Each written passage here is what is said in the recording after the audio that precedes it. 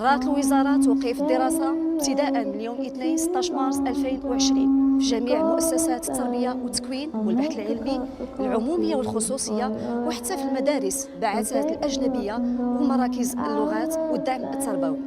خاصكم تعرفوا بأن هذا التوقيف راه ماشي عطلة استثنائية وماشي تقديم العطلة الربيعية. على داك الشيء خصكم تبقاو في ديوركم وتتابعوا دراستكم عن بعد.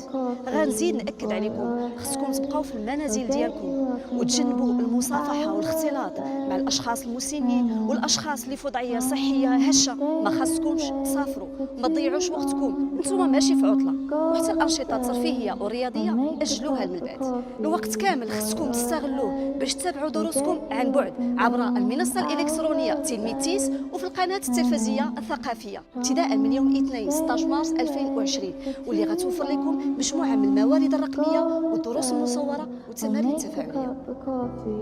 بناتي أبنائي، خاصكم تعرفوا بأن هادشي درناه على قبلكم باش نحميوكم ونحميو جميع المواطنين.